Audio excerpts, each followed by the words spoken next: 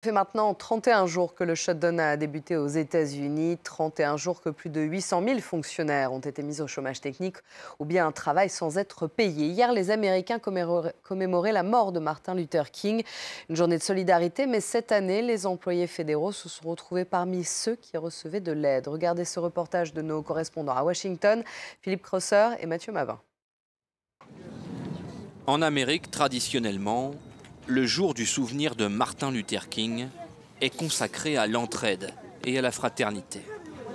Merci mon frère. Merci beaucoup. Je te souhaite une magnifique journée. Pour ce jour férié, les Américains sont donc appelés à se porter au secours des plus démunis. Mais cette année, les bénéficiaires ont un profil inhabituel. L'Amérique vit le shutdown le plus long de son histoire.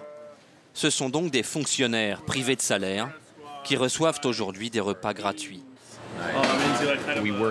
Habituellement, on intervient après des catastrophes naturelles, des ouragans, des tremblements de terre ou des incendies massifs. Cette fois, c'est un genre de désastre très différent. On est content d'être là, mais on espère vraiment fermer le plus vite possible. Et pour cette catastrophe d'un autre genre, les fonctionnaires sont des deux côtés du comptoir.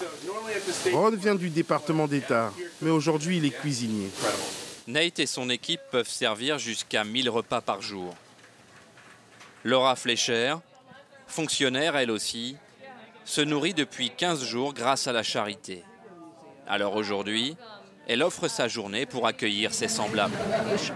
C'est assez bouleversant de se retrouver dans la file des nécessiteux. Je n'imaginais pas que ça pouvait m'arriver. Pas ici, pas en Amérique.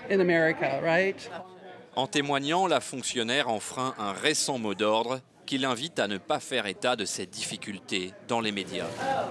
Alors que l'Amérique connaît le shutdown le plus long de son histoire, 800 000 fonctionnaires se préparent à entrer dans un deuxième mois sans salaire. Or, pour le moment, aucun indice ne permet d'envisager une quelconque sortie de crise.